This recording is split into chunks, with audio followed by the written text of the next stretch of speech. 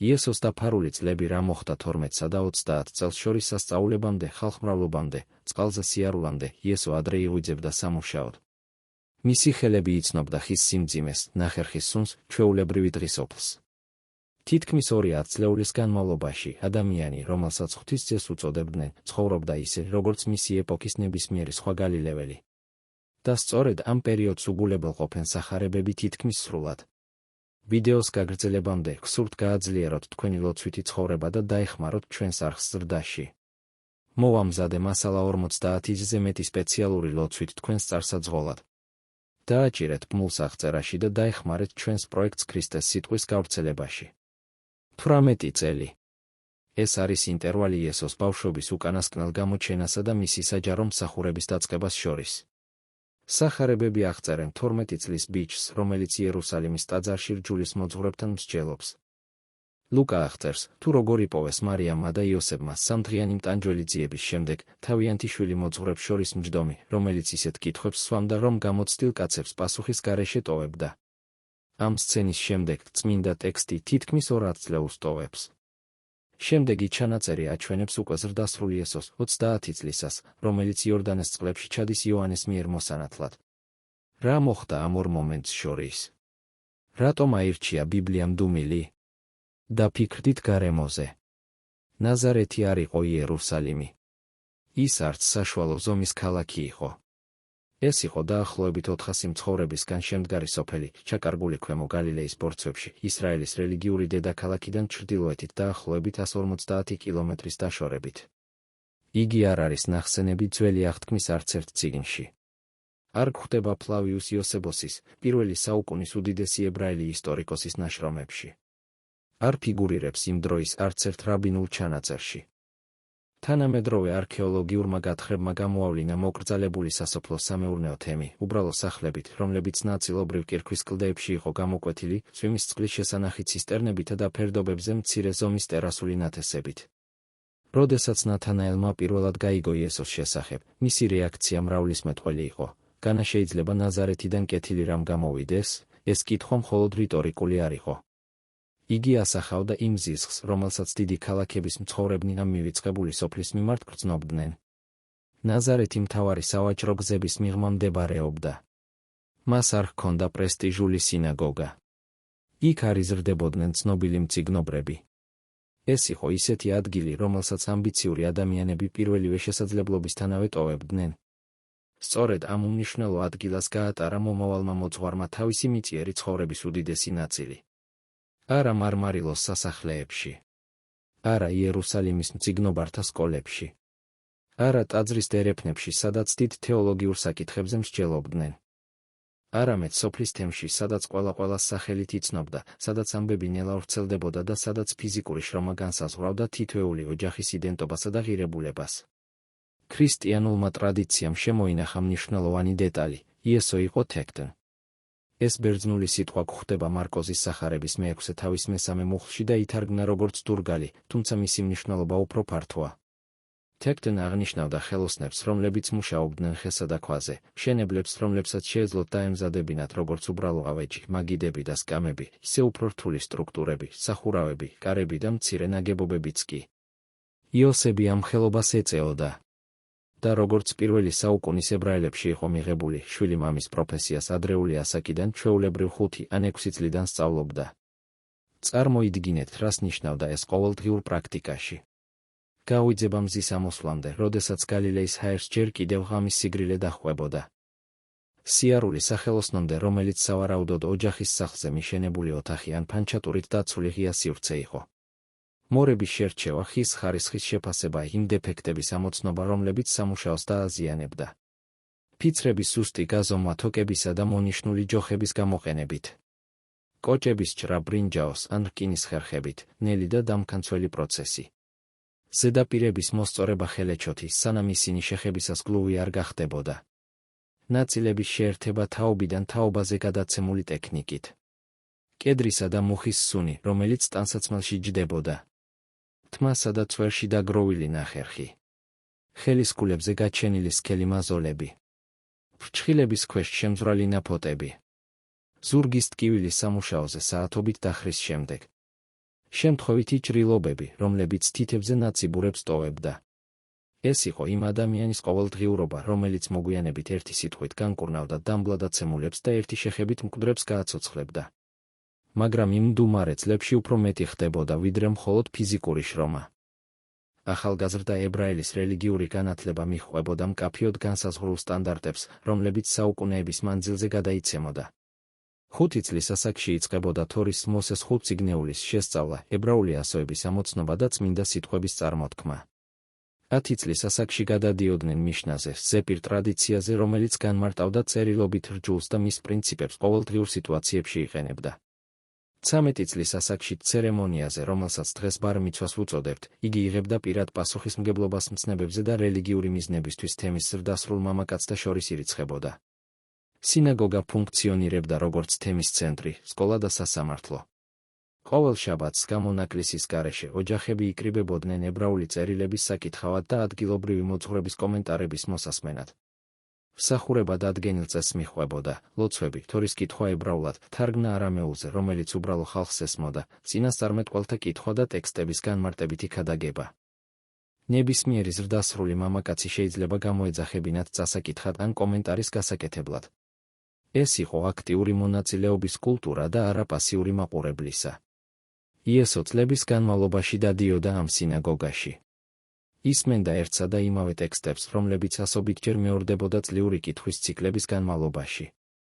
მან ზეპირად იცოდა მთელი ფსალმუნები, ვრცელი წინასწარმეტყველებები, დეტალური ისტორიული თხრობები.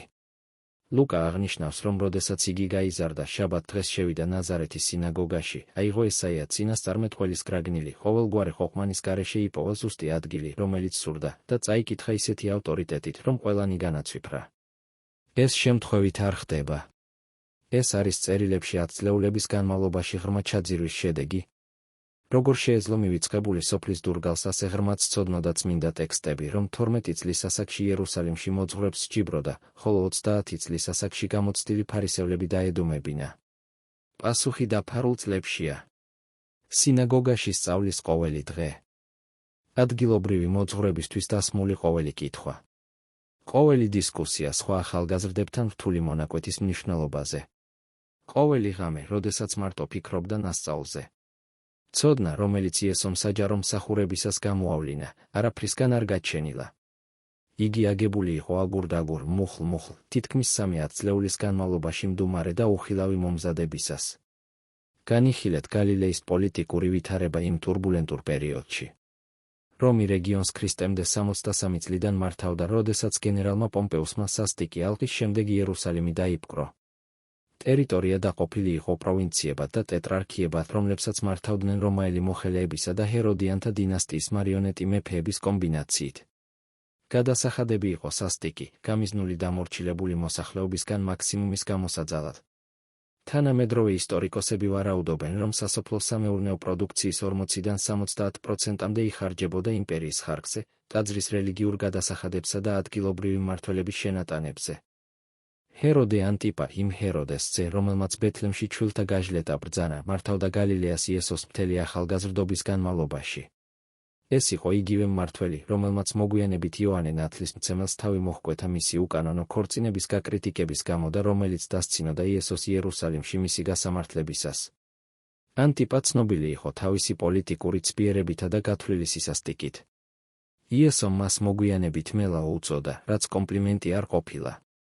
რომაული ძალაუფლებისა და ჰეროდიანული კორუფციის ჭრდილი ადგა ყოველ სოფელს, ყოველ ოჯახს, ყოველ მშრომელს, რომელიც ცდილობდა გადარჩენილიყო იმ მცირედით, რაც გადასახადების ამკრებთა შემდეგ რჩებოდა. იესო ამას ახლოდან ხედავდა. ხედავდა მეზობლებს, რომლებიც წინაპართა მიწებს კარგავდნენ გადაუხდელი ვალების გამო. ხედავდა ოჯახების დანგრევას, როდესაც მამებს მონებად ყიდდნენ კრედიტორთა დასაკმაყოფილებლად. ხედავდა ქვრივებს, რომლებსაც სახლებიდან აგდებდნენ უმოწყალო მევალეები. ხედავდა მიტოვებულ ობლებს, რომელთაც დამცველი არავინ ჰყავდათ.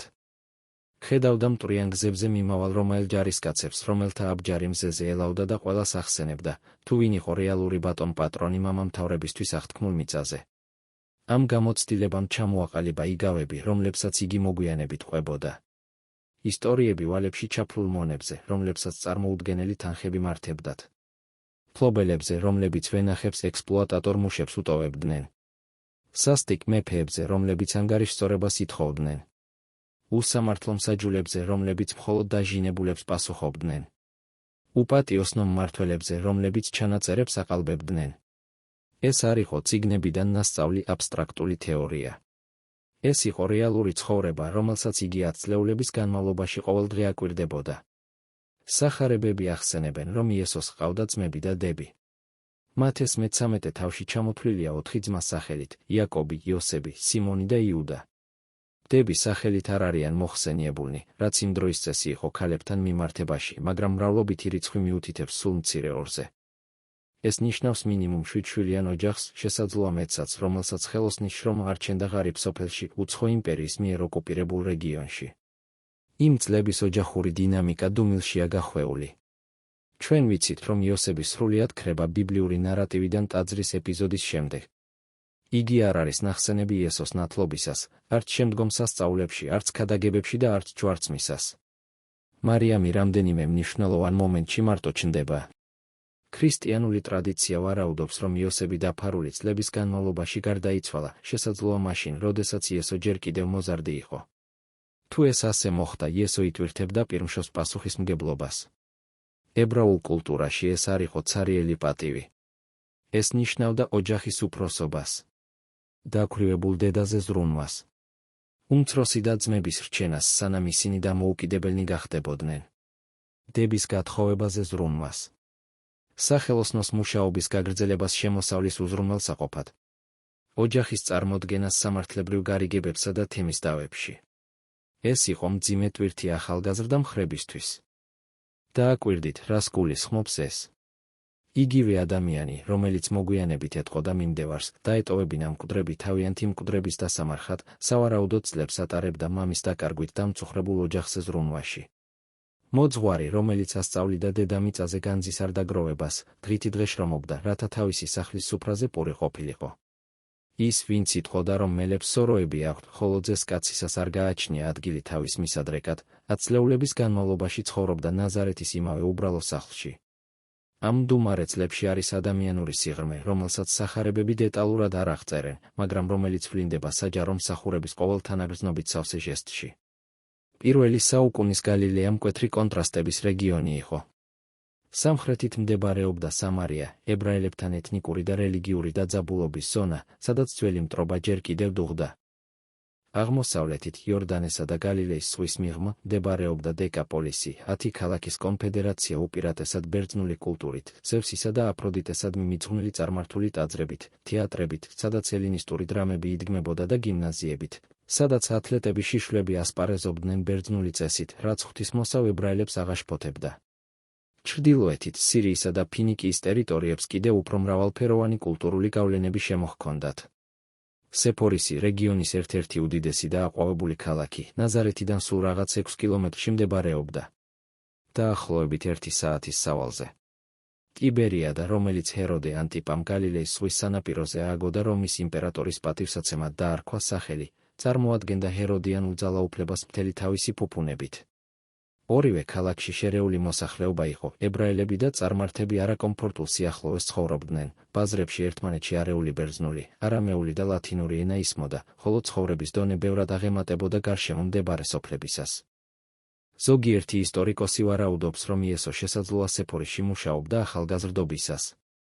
ქალაქი ინტენსიური რეკონსტრუქციის პროცესში იყო მას შემდეგ, რაც ქრისტემდე 4 წელს აჯანყების გამო განადგურდა, როდესაც რომაელმა ჯარისკაცებმა სახლები გადაწვეს და მცხოვრებლები მონებად გაყიდეს. დიდ სამშენებლო მოედნებს სჭირდებოდათ კვალიფიციური ხელოსნები. მეზობელი სოფლის ნიჭიერ თექტენ, სიქს სამუშაოს პოვნა წლების განმავლობაში ადვილად შეეძლო. თუ ეს ასე მოხდა, იესოს ექნებოდა პირდაპირი კონტაქტი დახვეწილ ელინისტურ არქიტექტურასთან, სხვადასხვა ეროვნების ვაჭრებთან და იმ რთულ კულტურულ ნაზავთან, რომელიც იმ კოსმოპოლიტურ სამყაროს ახასიათებდა. მაგრამ ეს არის ალბათობაზე დაფუძნებული ვარაუდი და არა პირდაპირი მტკიცებულება. სახარებები არც ადასტურებენ და არც უარყოფენ მუშაობას სეფორისში ან სხვა კონკრეტულ ადგილას. დუმილი ხელუხლებელი რჩება. რა ხდებოდა იესოს შინაგან სამყაროში ამ უხილავი ფორმირების წლებში? როგორი იყო იმ ადამიანის სულიერი ცხოვრება, რომელსაც ლუკა აღწერს, როგორც სიბრძნით, ასაკითა და მადლით მზარდ ღვთისა და ადამიანთა წინაშე. ზოგიერთი აპოკრიფული ტექსტი, რომელიც საუკუნეების შემდეგ დაიწერა იმ ავტორების მიერ, რომელთაც სურდათ დაეკმაყოფილებინათ ცნობის მოყვარეობა, სცადეს ამ ხარვეზების შევსება ფანტასტიკური ისტორიებით. თომას ბავშვობის სახარება აღწერს ყმაწვილი იესოს, რომელიც თიხისგან ჩიტებს აკეთებს და სულის შებერვით აცოცხლებს მათ, წყევლის ბავშვებს, რომლებიც მას აბრაზებენ და შემთხვევით მკვდრებს აცოცხლებს ძალაუფლების საჩვენებლად. სხვა ტექსტები მიუთითებენ იდუმალ მოგზაურობებზე შორეულ ადგილებში, ინდოეთში, სადაც თითქოს აღმოსავლელი ბრძენების განსწავლობდა, ეგვიპტეში, სადაც ეზოთერულ ცოდნას ეზიარა, იუდეის უდაბნოს ესენთა თემებში, სადაც ასკეტურ დისციპლინებს დაეუფლა. ეს ნარატივები უფრო მეტს ამბობენ გვიანდელი მკითხველების დაუცხრომელ ცნობის მოყვარეობაზე, ვიდრე პირველი საუკუნის ისტორიულ რეალობაზე. არ არსებობს სარწმუნო მტკიცებულება არც ერთი ამ თეორიისთვის. კანონიკურმა სახარებებმა, რომლებიც დაწერილია იმ ადამიანების მიერ, ვინც იცნობდა იესოს, ან გამოჰკითხა თვითმხილველებს, აირჩიეს დუმილი ამ წლების შესახებ. და შესაძლოა, ეს დუმილი უფრო მრავლისმეტყველია, ვიდრე 1000 გვერდი ვარაუდებისა. ებრაული ტრადიცია 30 წელს სრული სიმწიფის ნიშნულად მიიჩნევდა. ლევიანებს მხოლოდ ამ ასაკიდან შეეძლოთ ტაძარში სრული ფუნქციების შესრულება, როგორც ეს რიცხვთა წიგნის მეოთხე თავშია დადგენილი. იოსები ეგვიპტეში 30 წლის იყო, როდესაც ფარაონის მმართველი გახდა, დაბადების 51 თავის მიხედვით. დავითი 30 წლის იყო, როდესაც მთელ ისრაელზე გამეფდა, როგორც ეს მეორე მეფეთა მეხუთე თავშია ჩაწერილი. ბიბლიაში არსებობს ხანგრძლივი მომზადების ნიმუში გარდამტეხი მისიების წინ. მოსემ 40 წელი გაატარა ეგვიპტის სასახლეში, შემდეგ 40 წელი მიდიანის უდაბნოში ცხრის მწყემსვაში, სანამ საბოლოოდ 80 წლის ასაკში ალმოდებული მაყვრის ბუჩქთან მოწოდებას მიიღებდა. ეს იყო 10 წლეულების დუმილი ეგვიპტიდან ნაჩქარევ გაქცევასა და ფარაონთან ეპიკურ დაპირისპირებას შორის. ელიამ წლები გაატარა ქერითის ხევში დამალულმა, სანამ მისი წინასწარმეტყველური მსახურება ბაალის წინასწარმეტყველებთან დაპირისპირებით აფეთქდებოდა. პავლემ დამასკოს გზაზე თავისი დრამატული მოქცევის შემდეგ წლები გაატარა არაბეთსა და შემდეგ ტარსუსში, სანამ დაიწყებდა მისიონერულ მოგზაურობებს, რომლებმაც წარმართული სამყარო შეცვალა. ეს ნიმუში მეორდება წმინდა წერილში. დიდი მოწოდებები მოითხოვს უხილავი ფორმირების ხანგრძლივ პერიოდებს. იესო არ ყოფილა გამონაკლისი ამ ღვთიური წესიდან. სანამ ხალხს დაელაპარაკებოდა, იგი დუმილში უსმენდა. სანამ ავტორიტეტით ასწავლიდა, თავმდაბლობით სწავლობდა. სანამ მოწაფეებს გაუძღვებოდა, თავის ოჯახს ემსახურებოდა. 18 წლის დუმილი არ ყოფილა ფუჭად და კარგული სიცარიელე. ეს იყო საგულდაგულოდ აგებული საძირკველი. დაფიქრდით ამაზე ერთი წამით. როდესაც იესომ საბოლოოდ დაიწყო ქადაგება galilei სინაგოგებში, მისი სიტყვები არ იყო დამწყების მცდელობა, რომელიც იდეებს პირველად სინჯავდა. ეს იყო იმ ადამიანის სიტყვები, რომელმაც თითქმის 3 წლეული გაატარა ადამიანის მდგომარეობაზე ახლოდან დაკვირვებაში, წერილების მნიშვნელობაზე მდუმარე ფიქრში და მამასთან ინტიმურ ურთიერთობაში მომწიფებაში. ყოველი იგავი თესლზე, რომელიც სხვადასხვა ნიადაგზე ვარდება, მოდიოდა იმ წლებიდან, როდესაც იგი ხედავდა მიწათმოქმედებს, რომლებიც galilei-ის ფერდობებზე თესავდნენ და მკიდნენ. ყოველი ისტორია ზღვაში გადაგდებულ ბადეებზე ატარებდა ახლომდებარე ტბაზე მომუშავე მეთევზეების ცნობის გამოცდილებას. ყოველი მინიშნება ცხვრებსა და მწყემსებზე ასახავდა ნაზარეთის გარშემო ბორცვებზე მობალახე ფარებზე დაკვირვებას. დაპირისპირება ფარისევლებთან და მწიგნობრებთან, რაც ასე ახასიათებდა მის საჯარო მსახურებას, არ ყოფილა მომენტალური იმპროვიზაცია. მასთან სდევდა იმ ადამიანის ქირურგიული სიზუსტე, რომელმაც 10 წლეულების განმავლობაში შეისწავლა რჯულისა და წინასწარმეტყველთა ყოველი დეტალი. როდესაც იესო ციტირებდა მოსეს, ესაიას ან ფსალმუნებს, იგი ჩანაწერებს არ უყურებდა. იგი იყენებდა ცოდნის იმ რეზერვუარს, რომელიც წლების განმავლობაში დაგროვდა დაზეპირებისა და მედიტაციის შედეგად. ავტორიტეტი, რომელიც ხალხს აოცებდა, არაფრისგან არ მოსულა. იგი დუმილში გამოიჭედა. თაზე ქადაგება, თავისი რევოლუციური ნეტარებებითა და რჯულის რადიკალური ინტერპრეტაციებით, არ დაბადებულა უეცარი შთაგონების მომენტში, როდესაც იესო მოწაფეებთან ერთად ბორცვზე ადიოდა. იგი დაიბადა წმინდა წერილებზე 1000 საათის ფიქრისას მდუმარე განთიადებისას. იგი დაიბადა ღმერთთან ინტიმური ლოცვითი დიალოგებისას, რომელთაც არავინ შესწრებია. იგი დაიბადა ოკუპირებულ გალილეაში ნანახი უსამართლობისა და ტანჯვის გადამუშავებისას. იგი დაიბადა იმ დისტანციაზე დაკვირვებისას, რომელიც არსებობდა რელიგიურთა ქადაგებასა და მათ საქმეებს შორის. ამ სწავლების სიღრმე ასახავს იმ დაფარული წლების სიღრმეს. რატომ არ გვიამბობენ სახარებები მეც ამ ფორმირების პერიოდზე? რატომ აირჩიეს მათემ, მარკოზმა, ლუკამ და იოანემ დუმილი იესოს ცხოვრების თითქმის 2 ათწლეულის შესახებ? შესაძლოა იმიტომ, რომ წმინდა ტექსტების მიზანი არასოდეს ყოფილა თანამედროვე ბიოგრაფიული ცნობის მოყვარეობის დაკმაყოფილება. სახარებები არის უწყება, პროკლამაცია და არა ბიოგრაფია თანამედროვე გაგებით.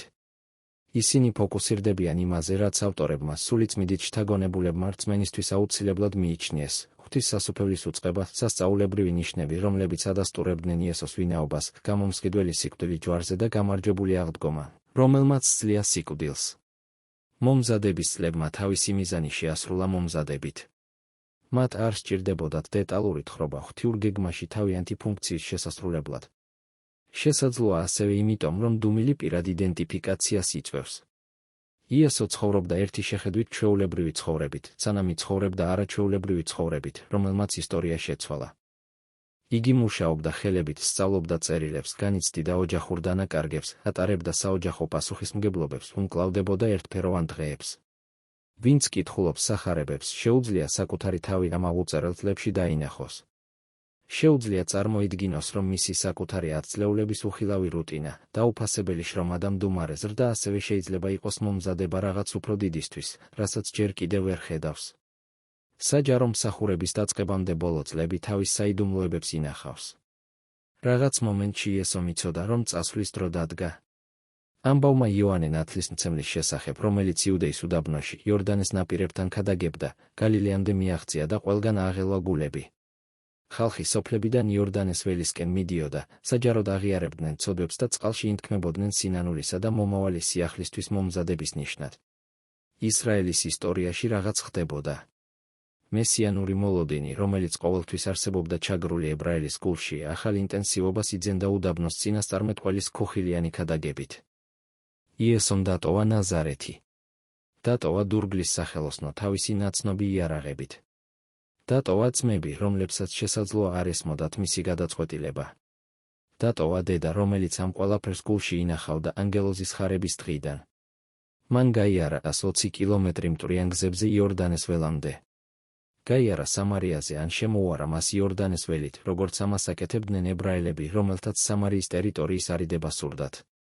იგი დაეშვა დედამიწის ზედაპირის ყველაზე დაბალ წერტილამდე, სადაც მდინარე ფინიკის ხეებს შორის მიიკლაკნებოდა მკვდარ ზღვაში ჩადინებამდე. იგი ჩადგა ცოდვილთა რიგში, რომლებიც ნათლობას ელოდნენ. თავი განსხვავებულად არ წარმოუჩენია. არ მოუთხოვია პრივილეგიები. არ გამოუცხადებია, ვინ იყო. უბრალოდ ელოდა თავის რიგს, როგორც ნებისმიერი სხვა მონანიე გალილეველი. და როდესაც იოანემ დაინახა მისი მოახლოება, რაღაც მოხდა. წინასწარმეტყველი, რომელიც გაბედულად უპირისპირდებოდა ხალხს, შეყონდა. მე მმართებ შენგან ნათლისღება და შენ მოდიხარ ჩემთან, მაგრამ იესომ დაჟინებით უთხრა, დე ასე იყოს ახლა, რადგან ჩვენ გვმართებს ყოველი სიმართლის აღსრულება. და როდესაც იგი ამოვიდა იორდანეს წყლებიდან, ცეცა გაიხსნა ისე, რომ დამსწრეებმა შეძლეს ამის დანახვა. ღვთის სული მტრედის სახით დაეშვა მასზე. და ზეციდან გაისმა ხმა გასაგონი მათთვის, ვისაც ყური ჰქონდა სასმენად, ეს არის ძე ჩემი საყვარელი, რომელიც მე სათნო ვიყავ. მდუმარე წლები დასრულდა იმ მომენტში, მდინარის ნაპირას. დაიწყო ის 3 წელი, რომელმაც კაცობრიობის ისტორია შეცვალა. მაგრამ არაფერი, რაც შემდეგ მოხდა, არ შეიძლება ადეკვატურად იქნას გაგებული იმის გარეშე, რაც მანამდე იყო. სასწაულებრივი განკურნებები, რომლებსაც იესო თავისი მსახურებისას ახდენდა, აჩვენებდა ადამიანს, რომელიც ახლოდან იცნობდა ადამიანურ ტანჯვას. მას მთელი ცხოვრების მანძილზე ენახა სნეულები ნაზარეთის ქუჩებში. აკვირდებოდა გალილეის გზებზე მოწყალების მთხოვნელ დამბლადაცემულებს. იცნობდა უსინათლოებს, რომლებიც სხვის ქველმოქმედებაზე იყვნენ დამოკიდებულნი. შესაძლოა მან დაკარგა ახლობელი ადამიანები იმ სნეულებებით, რომელთაც ვერცერთი ექიმი ვერ კურნავდა. როდესაც იგი კეთროვანს ეხებოდა და რიტუალური სიწმინდის ყველა წესს არღვევდა, ეს არ იყო იმ ადამიანის დისტანციური ჟესტი, რომელიც გარიყულებს არასოდეს მიკარებია. ეს იყო იმ ადამიანის შეხება, რომელიც გაიზარდა საზოგადოებაში, სადაც გარიყვა ყოველდღიური და მტკივნეული იყო. ტრაპეზობა მებაჟეებთან და ცოდვილებთან, რაც იმ დროის რელიგიურებს აშფოთებდა, ღრმა აზრს იძენდა მისთვის, ვინც რეალური ცხოვრების სირთულეებს იცნობდა. იმისთვის, ვინც ათწლეულების განმავლობაში ხელებით შრომობდა, ვინც იცოდა ღარიბთა ყოველდღიური ბრძოლა გადარჩენისთვის, ვინც ხედავდა, როგორ ანადგურებდნენ გადასახადების ამკრეფები ოჯახებს თავიანთი მოთხოვნებით, ეს ტრაპეზები არ იყო უბრალო პროვოკაცია. ეს იყო მოწყალების გაწვდენა იმ ადამიანებისთვის, რომელთაც რელიგიური სისტემა გამოუსწორებლებად მიიჩნევდა. იესო ადამიანების ყურებისას აბსტრაქტულ კატეგორიებს არ ხედავდა.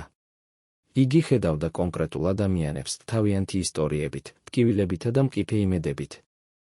ეს თანაგრძნობით სავსე ხედვა ნაზარეთში ჩამოყალიბდა უხილავ წლებში და არა იერუსალიმის თეოლოგიურ სკოლებში.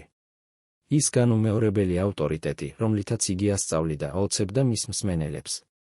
წიგნობრები და ფარისევლები სხვა ცნობილ რაბინებს ციტირებდნენ რჯულის ინტერპრეტაციისას.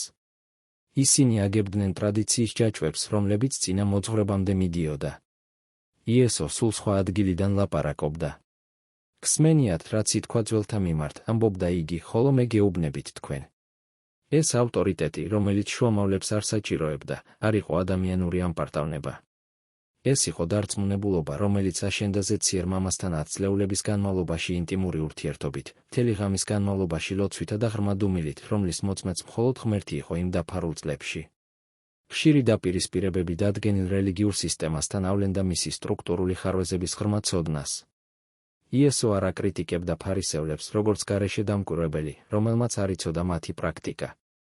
იგი აკრიტიკებდა მათ, როგორც ადამიანი, რომელმაც იცოდა ზეპირი ტრადიციების ყოველი დეტალი, ყოველი ნაპრალი მათ საჯარო ქადაგებასა და პირად ცხოვრებას შორის, ყოველი აუტანელი ტვირთი, რომელსაც უბრალო ხალხს მხრებზე ჰკიდებდნენ, მაშინ როცა თავად თიცაც არ ატოკებდნენ მათ დასახმარებლად. ეს ზუსტი ცოდნა ჯადოსნურად არ გაჩენილა, როდესაც მას 30 წელი შეუსრულდა. იგი მოთმინებით დაგროვდა სინაგოგებში არაფორმალურ დებატებსა და ყურადღებით დაკვირვებისას თითქმის 3 წლეულის განმავლობაში. 12 მოციქულის არჩევა ავლენს ადამიანის ხასიათის ამოცნობის საოცარ უნარს. უხეში მეთევზეები, როგორიც პეტრე და მისი პარტნიორები იყვნენ. მოძულებული მებაჟე, როგორიც მათე იყო. ნაციონალისტი ზელოტი, როგორიც სიმონი იყო. ასეთი განსხვავებული პიროვნებები, რომლებიც ადვილად შეიძლება ძალადობრივ კონფლიქტში შესულიყვნენ, ერთიან გუნდად უნდა ემუშავათ. როგორ განავითარა იესომ პოტენციალის გარჩევის ეს არაჩვეულებრივი უნარი იქ, სადაც სხვები მხოლოდ შეზღუდვებს ხედავდნენ. წლები სხვადასხვა ტიპის ადამიანებთან ურთიერთობისას ნაზარეთის ქუჩებში, სეფორისის სამშენებლო მოედნებზე, სავაჭრო მოგზაურობებისას მთელ რეგიონში. დაფარული წლები იყო ადამიანობის ინტენსიური სკოლა. დაფიქრდით იგავებზე, რომლებსაც იესო ყვებოდა. თესველი, რომელიც გამოდის სათესად და ხვდება სხვადასხვა ნიადაგს. ქალი, რომელიც მთელ სახლს გვის, რათა დაკარგული მონეტა იპოვოს. წყემსი, რომელიც 99 ცხვარს ფარეხში ტოვებს, რათა მთებში დაკარგული ერთი ცხვარი მოძებნოს. მამა, რომელიც გზაზე მოუთმენლადელის დღითი დღე შორეულ ქვეყანაში წასულ შვილს. კაცი, რომელიც მინდორში დაფარულ განძს იპოვის და ყველაფერს კიდის მის შესაძენად. ვაჭარი, რომელიც ყველგან ეძებს ძვირფას მარგალიტებს, სანამ არ იპოვის შეუფასებელს. თითოეული სახე მოდის იმ სამყაროდან, რომელსაც იესო ინტიმურად იცნობდა პირდაპირი გამოცდილებით. ეს არ არის აკადემიური ილუსტრაციები, გამოგონილი აბსტრაქტული კონცეფციების გასაადვილებლად. ეს არის რეალური ცხოვრების ფრაგმენტები, რომლებიც წლების განმავლობაში შეინიშნებოდა გალილეის ბორცვებზე, სოფლის ბაზრებში, ჯასთან საუბრებისას, მინდვრებში მოსავლის აღებისას. იგავებს მიწის სუნი აქვთ, ყოველდღიურობის ტექსტურა და განცდილი ადამიანობის სიმძიმე. ლოცვა, რომელიც იესომ მოწაფეებს ასწავლა, ცნობილი როგორც მამაო ჩვენო, ღრმა თეოლოგიას აკონდენსირებს არაჩვეულებრივად მარტივ სიტყვებში, რომელთა დამახსოვრება ნებისმიერ ბავშვს შეუძლია. მამაო ჩვენო, რომელი ხარ ცათაშინა. წმიდა იყავ სახელი შენი. მოვედი მსუფევა შენი. იყავ ნება შენი, ვითარცა ცათაშინა, ეგრეცა ქვეყანასა ზედა. პური ჩვენი არსობისა მომეც ჩვენ დღეს. და მომიტევენ ჩვენ თანანადებნი ჩვენი, ვითარცა ჩვენ მიუტევებთ თანამდებთა მათ ჩვენთა. და ნუ შემიყვანებთ ჩვენ განსაცდელსა. არამედ მიხსნენ ჩვენ ბოროტისაგან. ამ ლოცვის ყოველი ფრაზა ასახავს დაფარული წლების განმავლობაში დაგროვილ კონკრეტულ გამოცდილებას. ხელოსანთა ოჯახის ბრძოლა არსობის პურისთვის რეგიონში, სადაც სიღარიბე საყოველთაო იყო. ვალები, რომლებიც ტანჯავდა გალილეელ გლეხებს რომაული გადასახადებისა და რელიგიური მოსაკრებლების მძიმე ტვირთის ქვეშ.